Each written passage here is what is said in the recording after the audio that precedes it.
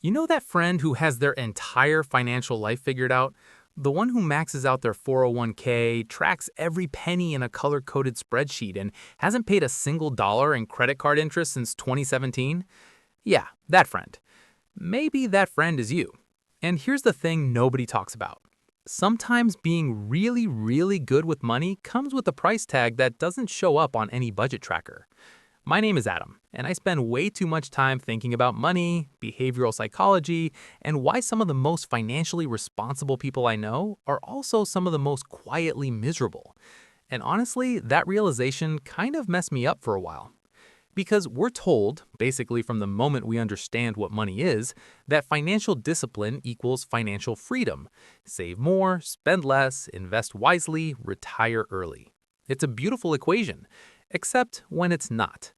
What you're going to discover in this conversation, and I really do think of this as a conversation, not a lecture, is that there's this invisible spectrum between financial recklessness and financial rigidity, and most of us are trying to navigate it without a map.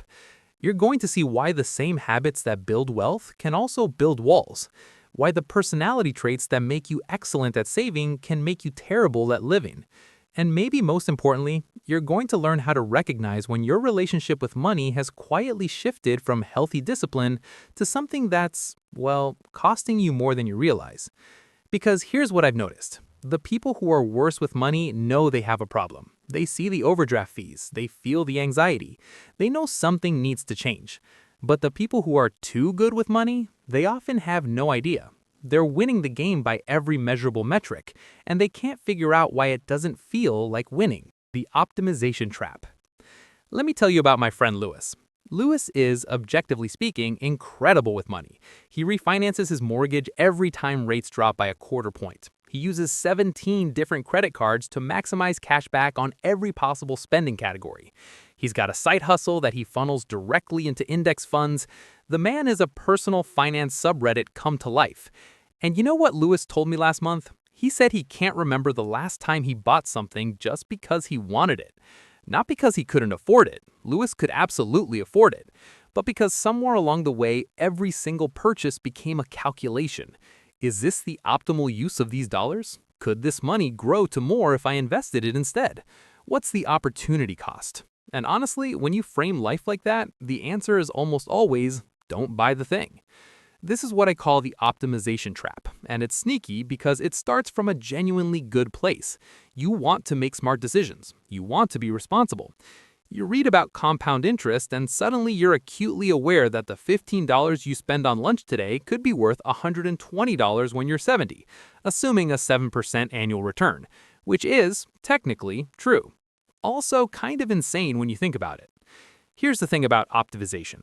It works beautifully for machines. You can optimize a factory's output, an algorithm's efficiency, a car's fuel economy. But humans aren't meant to run at maximum efficiency. We're messy. We need things that don't make financial sense. We need spontaneity and inefficiency, and occasionally buying overpriced coffee because the barista was nice and the sun was hitting the window just right. When you optimize every dollar, you're essentially treating your entire life like it's one long accumulation phase. And maybe that works if you're planning to die at 67 with the biggest pile of money in the cemetery, but most of us, if we're being honest, want to actually enjoy some of the years between now and then. The hidden cost here is joy, spontaneity, the ability to be present in a moment without calculating its future value. And you can't put that on a spreadsheet, which is exactly why it's so easy to sacrifice. The scarcity mindset that never turns off. Here's something weird I've noticed. Sometimes the people with the most financial security are the ones who feel the most anxious about money. And I'm not talking about imposter syndrome or whatever. I'm talking about people who have objectively made it. Six-figure incomes, healthy investment portfolios, fully funded emergency accounts, who still operate from a place of deep financial fear. They still check their bank balance obsessively. They still feel guilty about every non-essential purchase.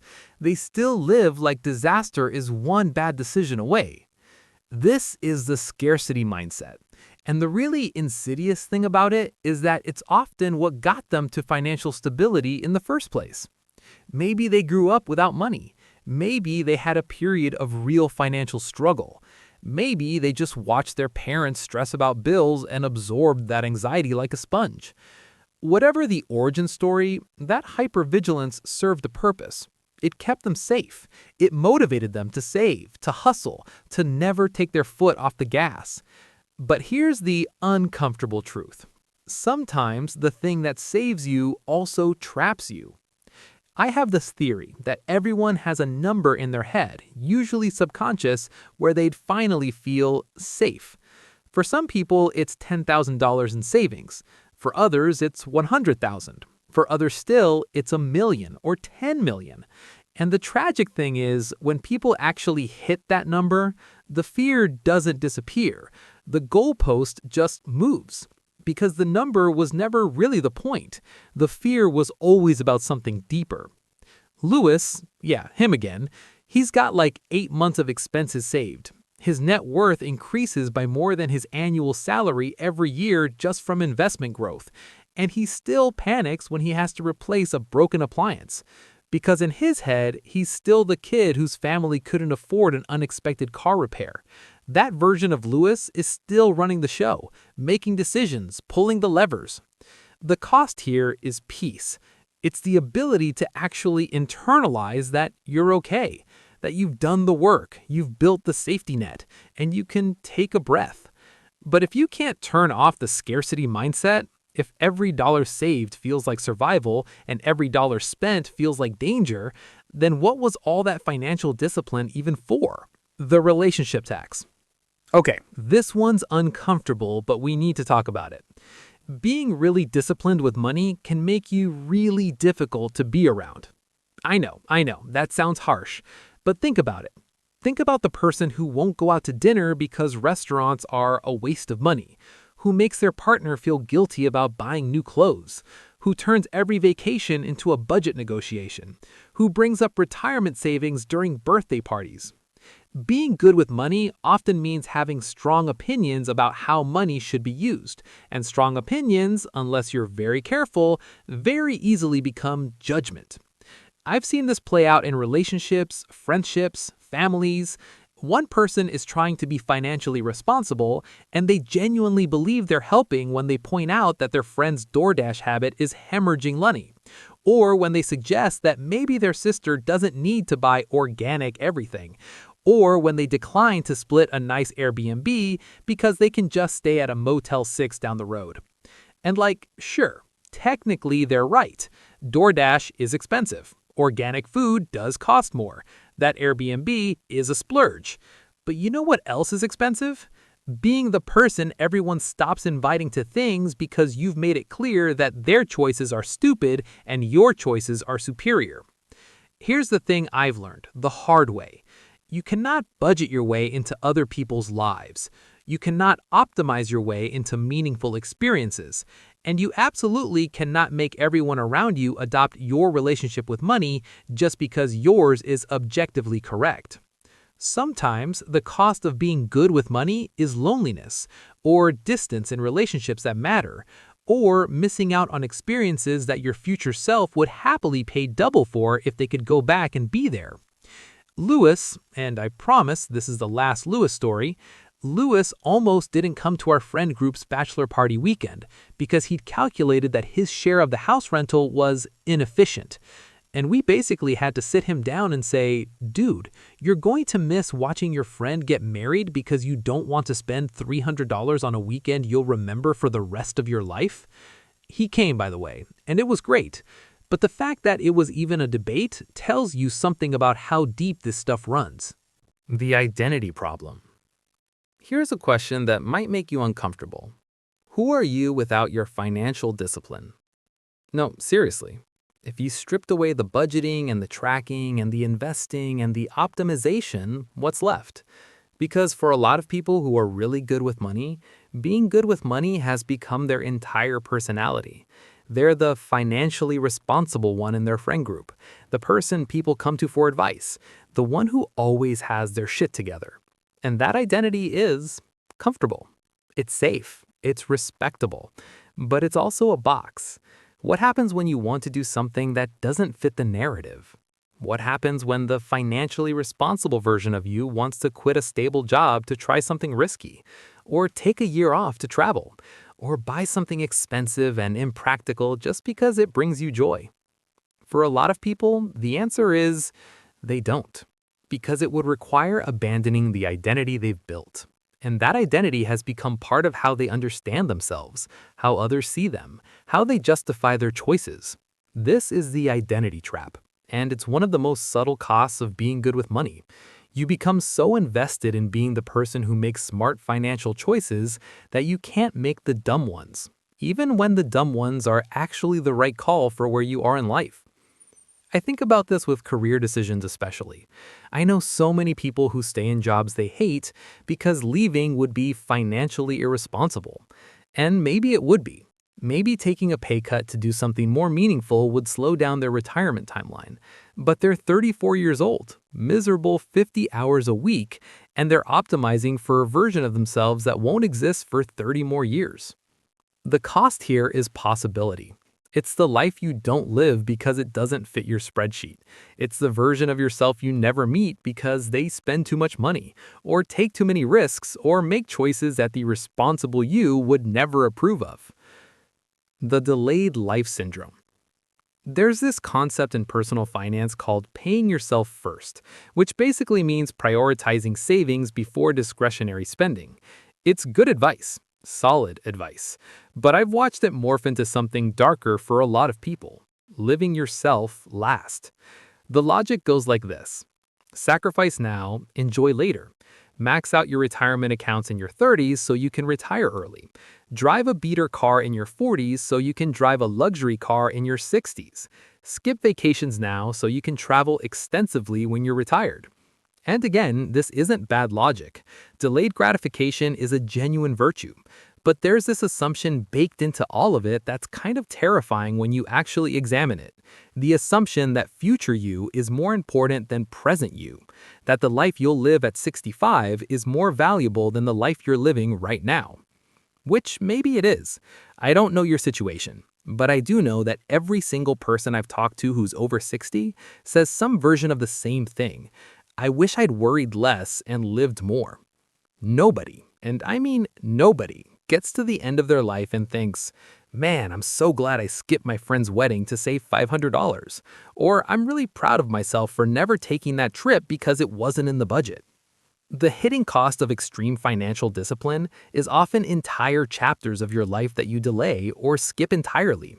Your 20s become about grinding and saving. Your 30s become about building equity and investing. Your 40s become about maximizing retirement contributions. And then suddenly you're 55 and you realize you've been preparing for life instead of living it. Here's the really twisted part.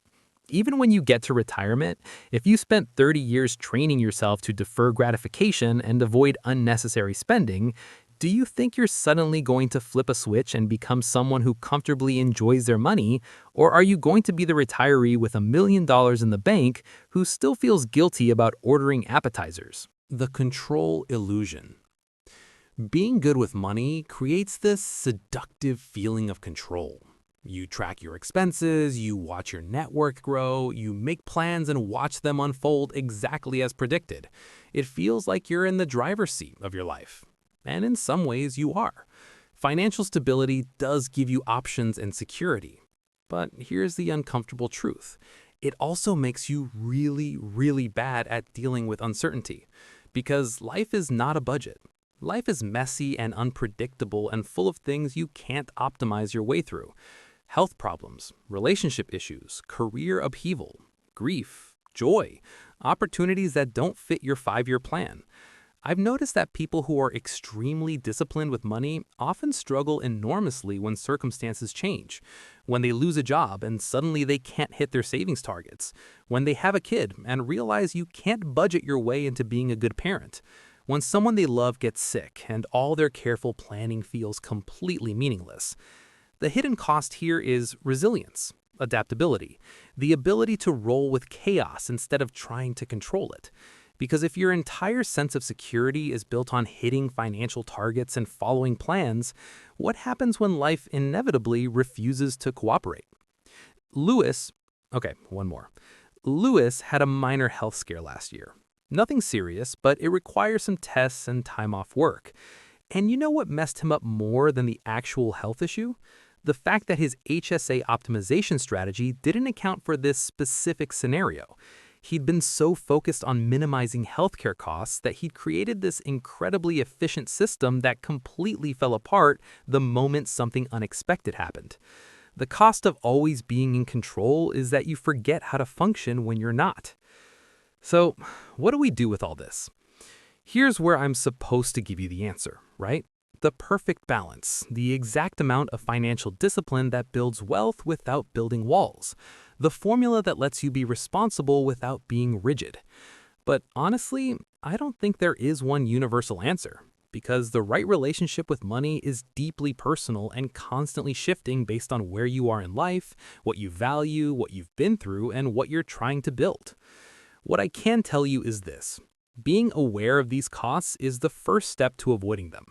If you recognize yourself in the optimization trap, maybe the practice is this. Once a month, buy something you want without calculating its ROI. Just want it, buy it, enjoy it. Teach yourself that not everything needs to be justified. If you're stuck in a scarcity mindset, maybe the work is therapy.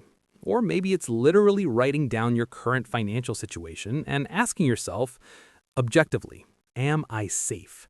And if the answer is yes, practicing believing it. If money is creating distance in your relationships, maybe the move is to occasionally prioritize the relationship over the spreadsheet, to say yes to the expensive dinner, the last-minute trip, the inefficient choice that brings you closer to people you love. If you've built your identity around financial discipline, maybe the challenge is to do something slightly financially irresponsible on purpose. Not reckless, just human, to prove to yourself that you're more than your savings rate. If you're delaying your entire life, maybe it's worth asking, what would I do differently if I knew I only had 10 years left? And then asking yourself why you're not doing at least some of that now. And if you're addicted to control, maybe the practice is deliberately introducing small amounts of financial uncertainty, not in a destructive way, but in a way that teaches you that you can handle things not going according to plan. The real freedom. Here's what I've come to believe. True financial freedom isn't about having enough money to never worry.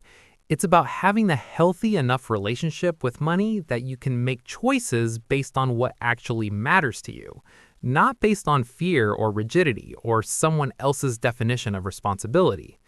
It's about being able to save aggressively when that serves you and spend freely when that serves you, and knowing the difference. It's about recognizing that a budget is a tool, not a moral framework, that net worth is a useful metric, not a measure of your worth as a person, that financial discipline is something you practice in service of a good life, not instead of one. The hidden cost of being good with money is only a cost if you're unaware of it. If you can see the traps, the optimization spiral, the endless scarcity, the relationship tax, the identity prison, the delayed life, the control addiction, then you can navigate around them. You can be financially responsible without being financially rigid. You can build wealth without sacrificing the experiences that make life meaningful. You can have discipline without losing spontaneity. But it requires something that doesn't come naturally to people who are good with money. It requires accepting that the most financially optimal choice isn't always the right choice. That sometimes you should make the inefficient decision. That sometimes you should spend money in ways that don't maximize your future net worth, because they maximize your present life. And maybe that's the real lesson here. Being good with money is important, but being good at living is more important. And if your financial discipline is preventing you from living fully, then it's costing you more than any spreadsheet could ever calculate. So yeah, be responsible, save for the future, invest wisely, but also every once in a while, order the expensive wine, take the impractical trip, buy the thing that brings you joy even though the ROI is terrible. Because the hidden cost of being too good with money is a life that looks great on paper but feels empty in practice. And that's a cost none of us can afford.